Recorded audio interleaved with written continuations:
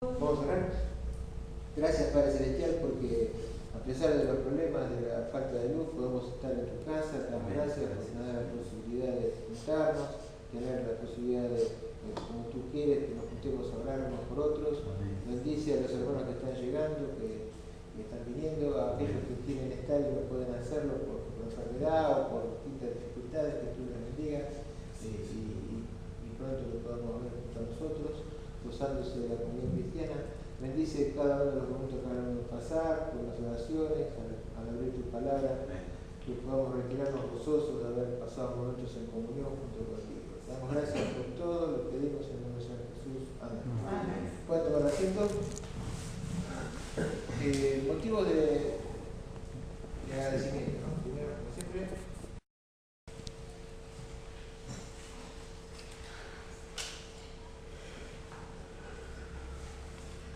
Les voy a invitar a abrir la palabra de Dios en el libro de Daniel.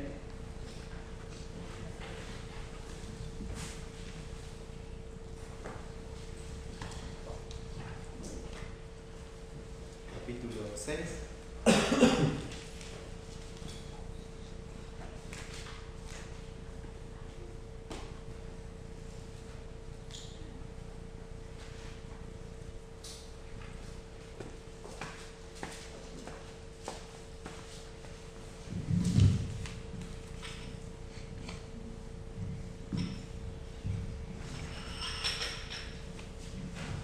Está bueno, hoy tenemos un poco menos de luz.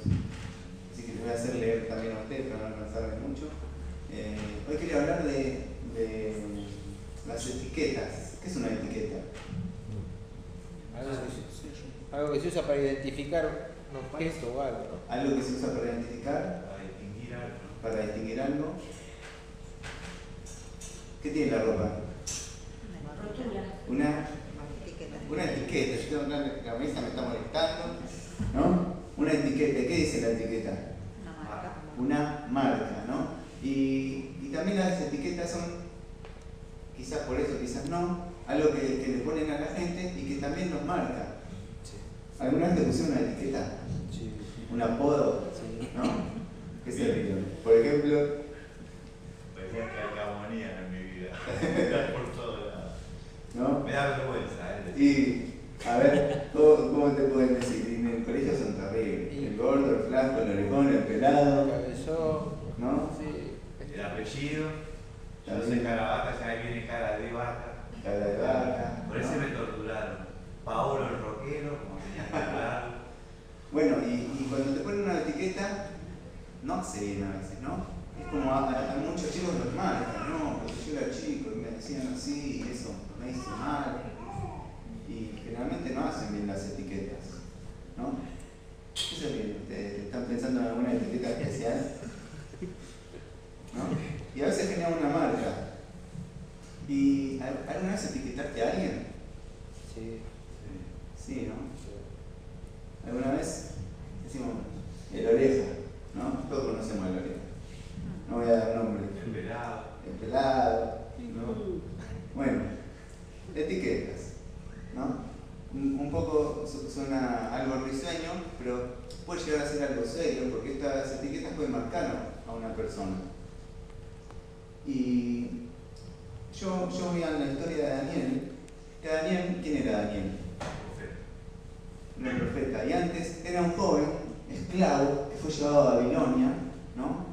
Y estaba en una situación muy fea. Era esclavo. Y había quedado atrás el poder congregarse en el templo, había quedado atrás el poder reunirse con su pueblo, el poder alabar a Dios. Ahora estaba en otro lugar, muy lejos, con otro idioma, con otra cultura, con otros dioses. Y la estaba pasando mal. Sin embargo, es más, le quisieron, lo etiquetaron. Daniel significa Dios es mi juez, y para un judío el nombre es súper importante. Y le pusieron, ¿cómo le pusieron a Daniel? Belsasar, ¿no? El guardián de los tesoros del Dios Bel. Y una etiqueta. ¿Y qué hizo él? No perdió su identidad. dice que propuso en su corazón no contaminarse, y Daniel oraba y se juntaba con sus amigos espirituales a orar, y así pudo triunfar y ser la mano derecha del rey, de Nabucodonosor. Después pasó ese rey, vino otro rey, y también dio testimonio y fue premiado por ser más sabio que todos los sabios, porque Dios estaba con él, y muchas veces dice que Dios estaba con Daniel. Y después el rey Ciro y el rey Darío también, y Daniel siempre fue ahí una persona de importancia por marcar una diferencia y tener a Dios, ¿no? Y vamos al capítulo 6.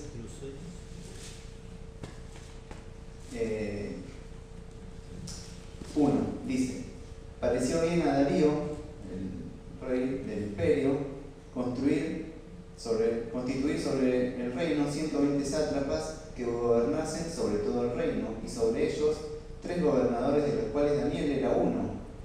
O sea que Daniel era uno de los 3 principales que estaban sobre todo el reino.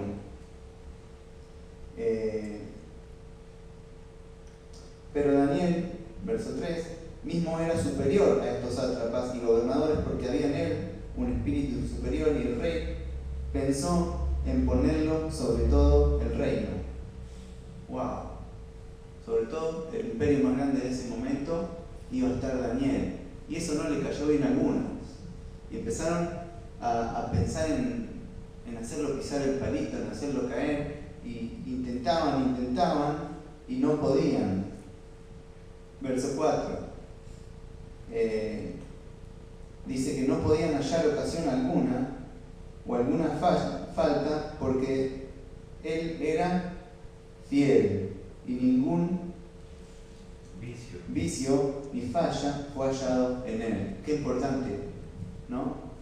Qué importante ser fiel. Qué importante para la vida de Daniel.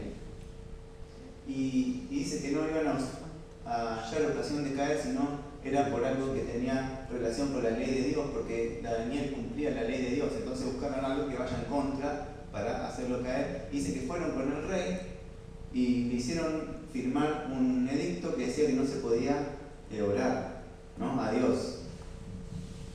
Y a Daniel no le importó. Él siguió orando a Dios como lo hacía 3 veces al día, con la ventana abierta, mirando hacia Jerusalén. Estos lo vieron, lo llevaron delante del rey. El rey se puso mal porque el rey lo quería a Daniel. Intentó todo el día buscar alguna cosa en la ley que lo libre a Daniel. No pudo, y la ley es la ley. Él había puesto el sello real y la ley decía que había firmado lo que le habían hecho firmar, que el que desobedecía, ¿qué le hacían? Lo tiraron al foso de los leones. Entonces, tiraron a Daniel al foso de los leones, pusieron la piedra, sello de real para que nadie destapase la piedra, y el rey no pudo dormir toda la noche. Vamos al verso 19.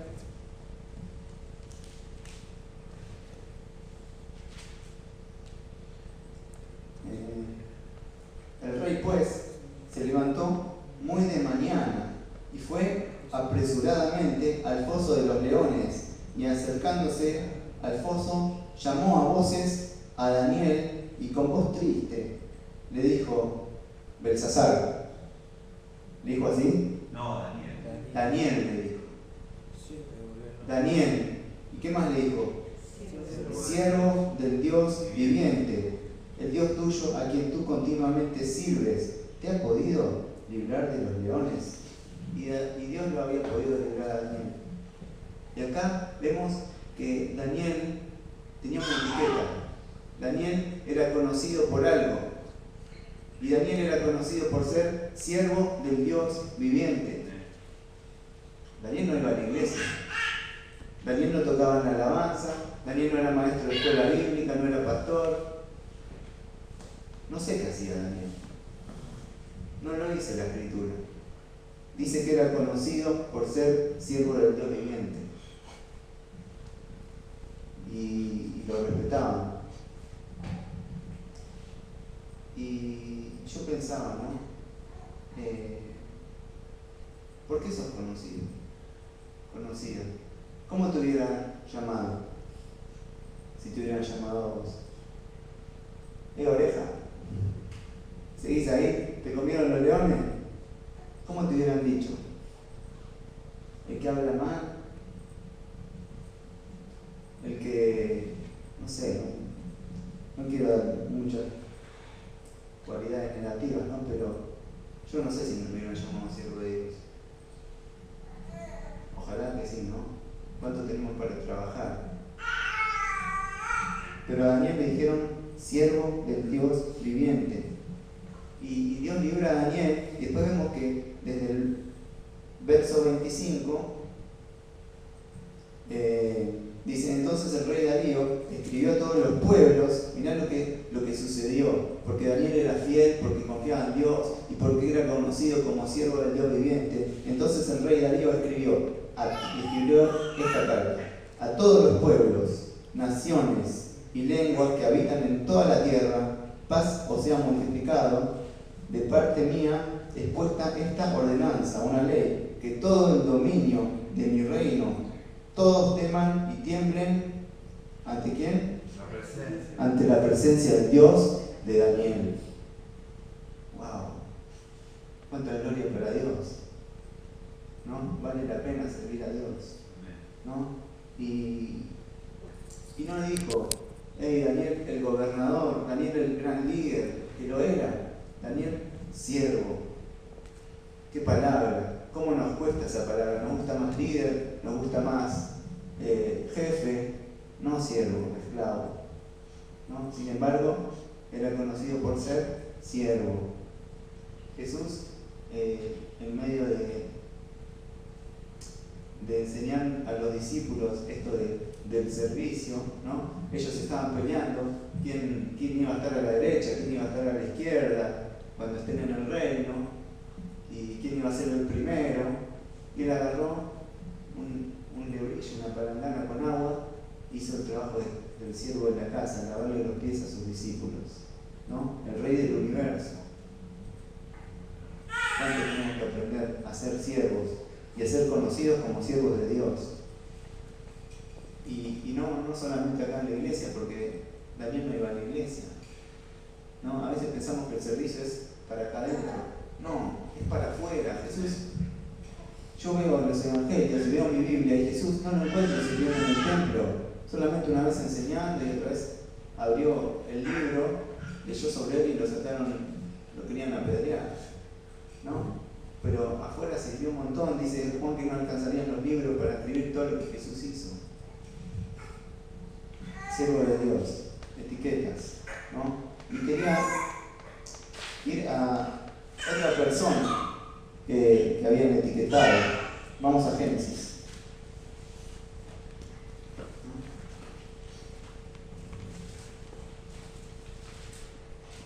Génesis capítulo 28.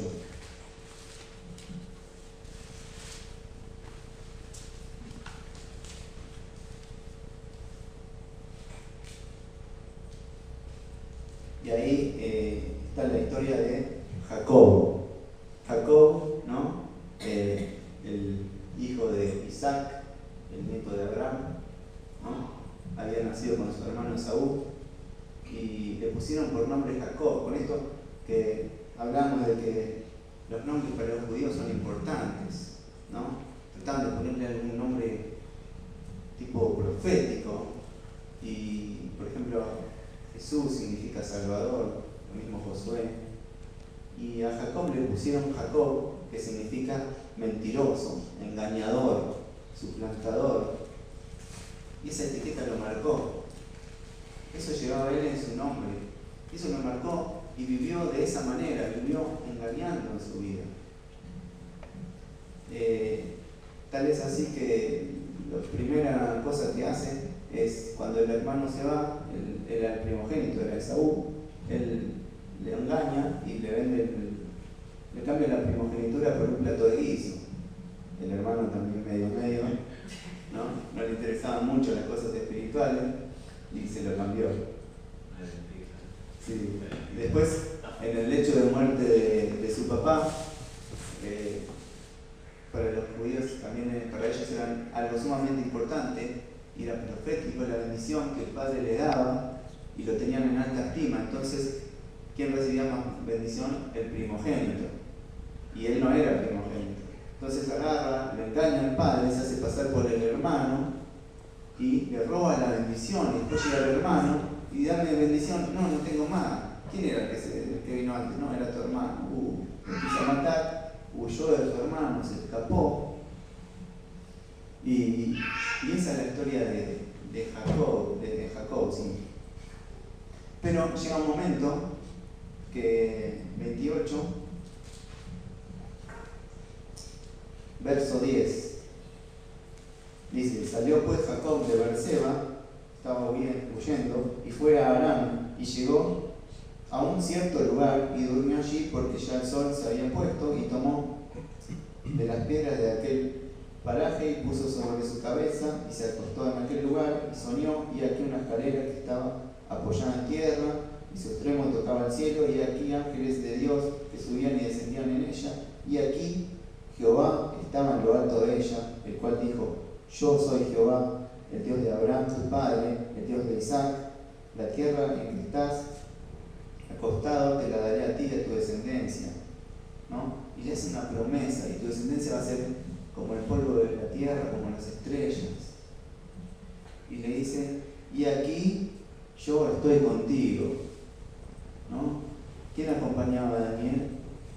Dios, ¿no? Y ahora Jacob le da una promesa y una bendición para terrenal, de descendencia, de tierra, y una bendición de que pase lo que pase, él iba a estar con él. Y le dice: y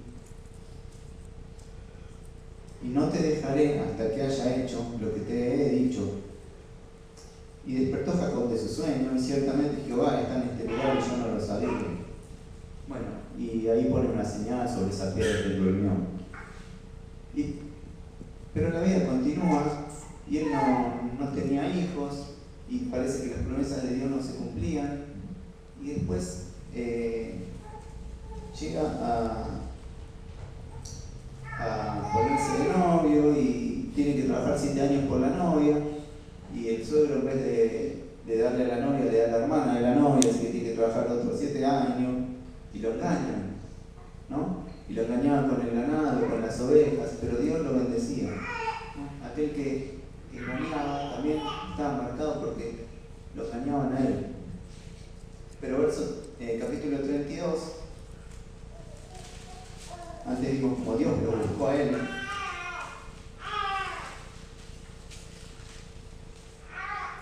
Ahora él busca a Dios. ¿Qué pasa? Estaban las dudas. Venía su hermano, venía con un montón de gente. Dice: acá me van a matar a mi familia. Tenía miedo y empieza a buscar a Dios. 32:9 dice: y dijo Jacob: Dios de mi padre Abraham, Dios de mi padre Isaac, Jehová que me dijiste: vuelve a tu tierra y a tu parentela, y yo te haré bien. Menor soy que todas las misericordias, que toda la verdad que has usado para con tu siervo, pues con mi callado pasé este Jordán y ahora estoy sobre 2 campamentos. Líbrame de la mano de mi hermano, de la mano de Saúl, porque le temo. No venga acaso y me hiera la madre de con los hijos. Y tú has dicho: yo te haré bien a tu descendencia. ¿Y qué pasó? Y se durmió aquella noche, verso 13, ¿no? Y ahí dice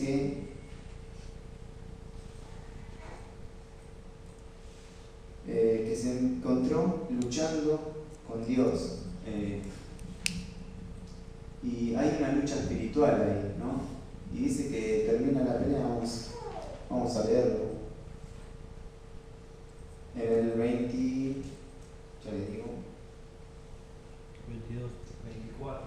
Ahí empieza en el 24, ¿no? Y se durmió, después se levanta a la noche, se levanta y el hermano estaba más cerca, entonces él va dejando parte de su campamento y se va alejando y se va llevando a su familia hasta que deja a su familia, cruza un arroyo y queda solo. Y queda totalmente solo, ¿no? Y dice: así quedó Jacob solo y luchó con un varón hasta que rayaba el alba. Y cuando el varón vio que no podía con él, tocó en el sitio del encaje de su muslo, y se descoyuntó el muslo de Jacob mientras con él luchaba, y dijo: déjame porque raya el alba. Y Jacob le respondió: no te dejaré si no me bendices. Y el varón le dijo: ¿cuál es tu nombre? Y él respondió: Jacob. Y el varón le dijo: no será más tu nombre Jacob, sino Israel, porque has luchado con Dios y con los hombres y has vencido.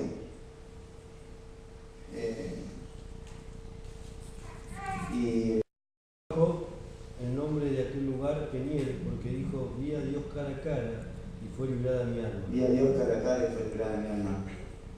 No sabemos bien cómo ocurrió esto, pero él estaba luchando con Dios. ¿Alguien le puede ganar a Dios? Sí. No. Dios se dejó ganar. ¿Pero por qué? Porque él agarró y luchó. Y vemos acá una lucha espiritual, que nosotros somos llamados a luchar espiritualmente. No tenemos lucha contra carne ni sangre. Tenemos una lucha espiritual y la tenemos que luchar todos los días. ¿Cómo hacemos? ¿Cómo hacemos para luchar espiritualmente? Orando, En oración, leyendo la palabra, pero sobre todo en oración, ¿no? ¿Y hasta cuándo hay que orar? ¿Hasta cuándo hay que luchar? ¿No? Siempre. Jacob fue recompensado porque no bajó los brazos. Dice: yo no te voy a dejar si no me bendecís. No te vayas, me tenés que bendecir. Y siguió luchando. Bueno, está bien. Y le daban la bendición, ¿no?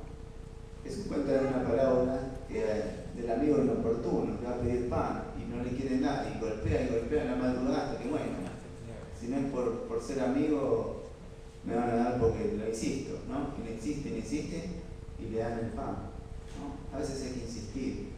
También hay que reconocer cuando Dios dice no, hay que tener discernimiento. Pero Jacob tenía una etiqueta que había llevado toda su vida y se encontró en un momento luchando con Dios. ¿Luchaste alguna vez con Dios de esta manera? ¿Te pasó que estás en un momento en tu vida que ya no das más? Y si no llega la bendición, no sabes qué hacer. Y esto le pasaba a Jacob. Necesitaba la bendición de Dios. Estaba desesperado. Por eso también estaba luchando. Y no bajó los brazos.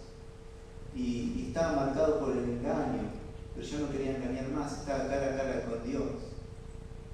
Y lo que hace Dios es preguntarle: ¿cuál es tu nombre? ¿Cómo te dicen? ¿Cuál es tu etiqueta? Yo soy Jacob, soy mentiroso, soy engañador, le dijo él. No solamente le dijo su nombre. Yo soy Jacob. Y Dios le dijo: bueno, no se va a llamar más tu nombre Jacob. No te van a decir más mentiroso. No te van a decir más así. ¿Qué le dijo? Ahora te vas a llamar Israel, un príncipe de Dios. ¿No? Y ahora, ¿cómo se llama? El pueblo de Israel, la nación de Israel, no de Jacob, ¿no? Ahora el pueblo que lleva su nombre, el pueblo de Dios. Él luchó con Dios y fue sincero. ¿Cómo te es tu nombre? ¿Cómo es tu etiqueta? Si Dios te preguntara hoy, ¿qué le dirías? Y él termina esta parte de su vida diciendo: vi a Dios cara a cara y fue librada mi alma. ¿Y cuándo fue que pasó esto? Cuando él se quedó solo. A veces necesitamos cortar un poco la rutina y tomarnos un tiempo para estar solos, como Jesús, que iba al monte, quedaba solo y ahí oraba. Y ahí se encontraba cara a cara con Dios y Dios le daba fuerzas. Moisés estaba solo en el tabernáculo y hablaba con Dios cara a cara. Para ir terminando, una etiqueta más. Vamos a Hechos, rapidito, 2 minutos.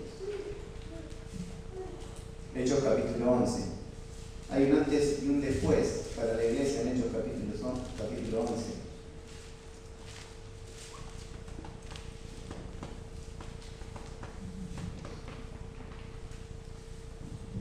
Y es la iglesia de Antioquía.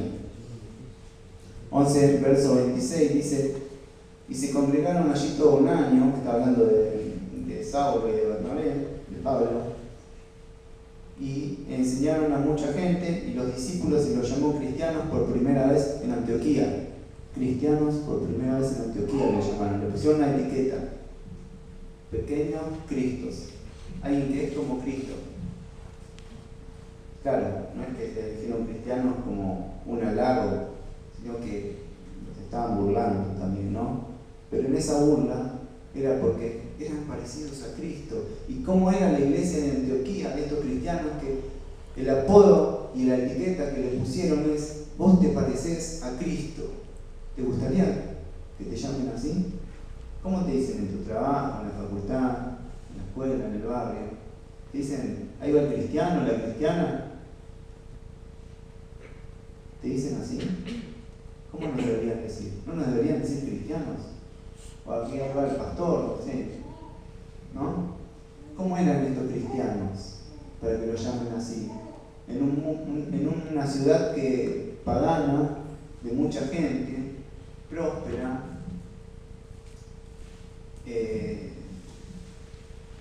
estaban en persecución. 11:19. Ahora bien, los que habían sido esparcidos a causa de la persecución que hubo con motivo de Esteban pasaron hasta Fenicia, Chipre y Antioquía, no hablando a nadie la palabra de Dios, sino a judíos. Claro, no eran judíos. ¿Y a quién le hablaban?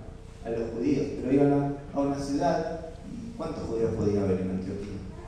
¿Cuántos judíos podía haber en Chipre y en otro lado? Pocos, ¿no? Son aquellos que estaban comerciando, negociando, aquellos que fueron perseguidos. Pero, dice el verso 20, había entre ellos unos varones, acá no se dan nombres, no dice que eran profetas, no dice que eran pastores, líderes, ni siquiera siervos, eran unos varones, quizás desubicados, que dice que eran de Chipre, ni siquiera eran de Jerusalén, y de Cirene, los cuales, cuando entraron en Antioquía, hablaron también a los griegos anunciando el Evangelio del Señor Jesús. ¿Cuál fue la consecuencia? Y la mano del Señor estaba con ellos, y gran número creyó y se convirtió al Señor. ¡Wow!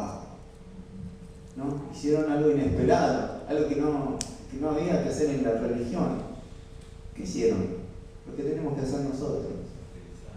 Hicieron su trabajo, hicieron lo que tenían que hacer. Anunciaron el Evangelio del Señor. Entre otras cosas, por eso los llamaban cristianos. Pero por 4 cosas los llamaban cristianos. Uno, anunciaron el Evangelio, vamos rápido. Y el Señor estaba con ellos, el número creyó y se convirtió, ¿no? Y se creyó y levantó la mano y se fue a su casa. Se convirtieron, una conversión. Verso 22, ¿no? Sí. Llegó la noticia de estas cosas a oídos de la iglesia que estaba en Jerusalén. ¿Y qué hicieron? Enviaron a Bernabé hasta Antioquía a ver qué estaba pasando. Un líder de la iglesia, a ver quiénes eran estos varones. Nadie los había mandado a predicar. ¿Qué pasa?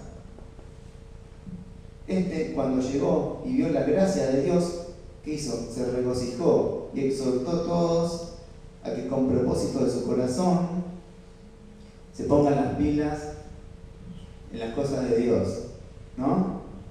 Dice, con propósito del corazón permanecieran fieles al Señor. Que permanezcan como están, ya son fieles al Señor. ¿Qué tienen que hacer ustedes? Quédense así. Están haciendo todo bien, son fieles.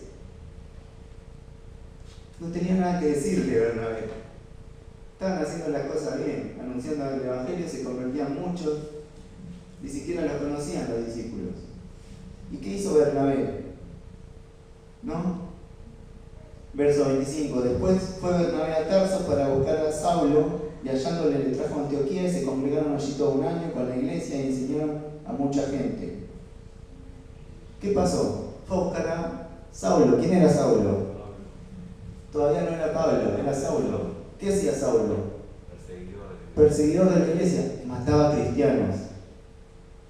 Vine a Antioquía, vino un tal Bernabé que no lo conocían, hicieron algo raro, algo que nosotros quizás no haríamos. Vinieron, les enseñaron la palabra de Dios y lo escucharon. ¿no? Nosotros por ahí diríamos, ¿y vos quién sos? A ver, mostrame tus títulos, tus credenciales. A ver, primero tenés que venir y demostrar acá, ¿no? Y ellos humildemente traían palabra de Dios, escucharon y aprendieron y se convirtieron, ¿no? Y por último, le dice, verso 27, en aquellos días unos profetas descendieron de Jerusalén, donde está la persecución, ¿a dónde? A Antioquía, y le llevaron, y levantándose uno de ellos, llamado Ágabo, daba a entender por el Espíritu que vendría una gran hambre en toda la tierra habitada, la cual sucedió en tiempos de Claudio. Entonces los discípulos, y acá me llama la atención, ¿no? Los discípulos, cada uno, ¿qué discípulos está hablando acá? ¿Qué discípulos? ¿A quién se refiere? A los que estaban en Antioquía. Ya no eran cristianos, ya no eran unos varones. ¿Qué eran? Discípulos. ¿Qué son discípulos? Alguien que sigue a Cristo, alguien que creció espiritualmente. Eran discípulos, ¿no? Crecieron. Eran discípulos que hacían discípulos. No solamente le predicaban a la gente, le enseñaban, eran discípulos. Otra cosa que somos llamados a hacer.